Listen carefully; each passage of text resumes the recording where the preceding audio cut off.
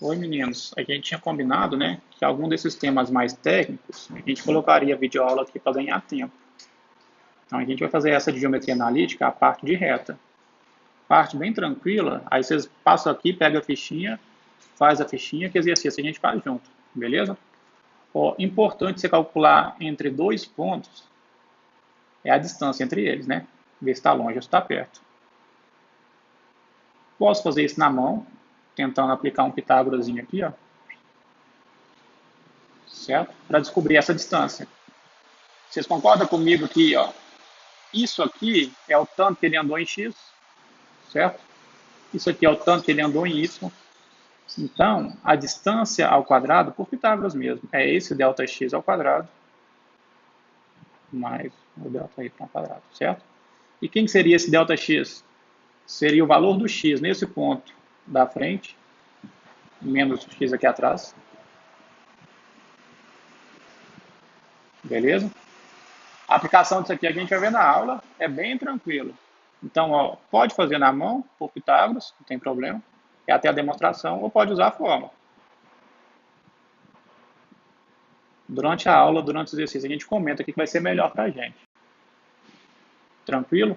Outra coisa importante, vai ter aplicação muito boa disso aqui em exercício da UF. Achar o ponto médio. Né? Em probleminha mesmo. Descobrir o ponto que está equidistante entre esses dois. Certo? A gente vai ver muito probleminha prático nisso na aula. Ponto médio, né? Lá do latim, médio significa meio. Então, quando eu quero o meio de alguma coisa, quando eu quero a média, eu tiro a média mesmo, matemática, né?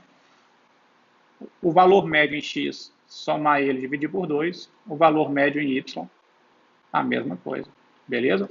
Essa aula vai ser só para lembrar os conceitos, praticar. A gente pega aqui na aula essa semana. Importantíssimo também, que muita gente esquece, além de saber como calcula o baricentro, saber em qual tipo de situação que ele é interessante. Beleza? A equação dele está aqui embaixo. Estou fazendo a média entre os três pontos. Lembra de média lá na matemática, né? Estou somando e dividindo por 3. Na aula aqui presencial, a gente vai perceber quando que eu tenho que achar o baricentro. Em qual situação prática. Tem uma cidade aqui, outra cidade aqui, outra cidade aqui. O cara quer colocar um posto de gasolina, tal, que garanta um monte de coisa. Na aula mesmo a gente faz. Beleza? A gente vai fazer essa aula bem rápido, só para vocês lembrarem os conceitos. Importante também é saber mexer com determinante aqui. Lá de matriz de determinante que a gente já mexeu, pegar os três pontos. Se eu fizer o determinante dele, isso aqui vem lá de outra forma que a gente vai ver lá na frente. Tenho 3 pontos. A área do triângulo formado por eles é o módulo determinante sobre 2, né? Ou seja, se eles estiverem alinhados, é como se desse um triângulo de área, entre aspas, 0, né? Concorda? Para dar 0 aqui, esse determinante tem que ser. Então, se eu tiver 3 pontos e quiser garantir que eles estejam alinhados, o que eu faço? O det igual a 0. Isso tem uma aplicação prática na hora de achar a equação da circunferência. Eu tenho alguns pontos aqui, ó. Tem esse ponto e esse, numérico. Chamo o outro de x, y, monto o det deles, igual a 0, que eu tenho a equação dessa reta muito mais prática. Na aula a gente faz isso também. Beleza? Aí a gente cai nessa equação da reta que eu te falei. Tem muita maneira de mexer com isso. Tenho pegar 2 pontos, fazer y igual a x mais b de cada lado. Tem o que eu te falei para o determinante. Tem aquele ioiô me cherchou. Vai da experiência de cada um. Aí na aula mesmo, eu vejo quem adapta melhor com qual. Mas a equação de circunferência, a gente não pode errar ela, não. A análise importante dela. A equação da reta aqui atrás, hein? Circunferência na próxima aula ainda. Importante analisar dela a inclinação, que a gente vê desde lá de função do primeiro grau, e a gente vai comentando. Quem é aluno nosso, né? A inclinação, ou o coeficiente angular, lá na equação do primeiro grau, se eu chamar de ax mais b, coeficiente angular é esse A. Se eu chamar de mx mais n, é esse m. Então, o termo que acompanha o x, ele governa a inclinação da reta. Ele é o coeficiente angular, certo? E esse termo independente, a gente falou lá em função, né? Ele governa onde eu corto o eixo y, né? Se eu estou subindo a equação primitiva ou descendo, certo? Então, analisar esse coeficiente angular vai ser importante. Vocês vão colocando a fichinha, na aula a gente explica o porquê na resolução de exercícios. Casos importantes de reta. Primeiro aqui é o quê? O que está escrito aqui? Elas podem ser coincidentes. O que seriam retas coincidentes? Ó, vamos perceber a equação das duas, certo? Eu posso falar entre aspas que na verdade é a mesma equação, né? Comparando a de baixo com a de cima, eu só multipliquei ela por 2. Então elas são coincidentes, elas são entre aspas a mesma. Elas podem ser distintas, né? O que seria distinta? Ah, seria a negação da coincidente, né? Não é coincidente, é distinta. Poderia ser o que ainda? Não perpendicular, que é um caso que elas são distintas, né? E o ângulo entre elas não é de 90. Ou podem ser distintas e perpendiculares, com um ângulo entre 90. A gente vai ver o que vai possibilitar a gente perceber isso. Retas paralelas. O M, a gente comentou, é a inclinação da reta, né? Como que eu garanto que elas são paralelas? Não a inclinação, entre aspas, né? Ela tem a ver com a inclinação. Ela é a tangente desse teto.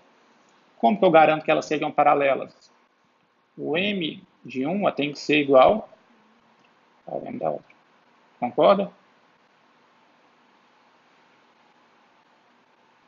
Se os M's forem iguais, elas são paralelas. Elas podem ser paralelas e coincidentes, né?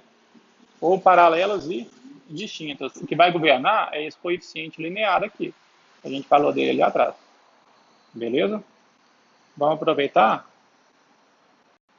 e falar do caso que elas são concorrentes, né?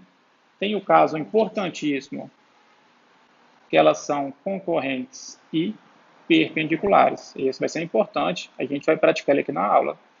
Para eu garantir que seja concorrente e perpendicular, na aula eu vou demonstrar, multiplicando o m de uma vezes o m da outra, tem que dar menos 1.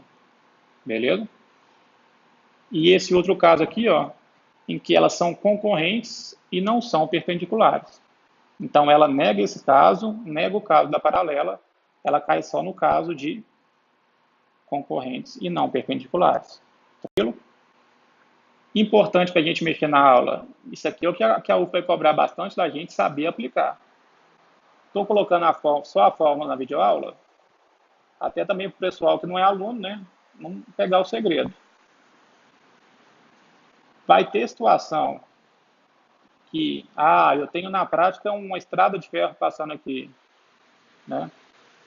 A casa do morador aqui. Vou construir uma estrada, certo? Quanto mede essa estrada? Então, eu vou trabalhar com o quê? Vou descobrir bem rapidamente a distância desse ponto da casa do cara, né, até essa reta dada, beleza? Como que eu descubro isso?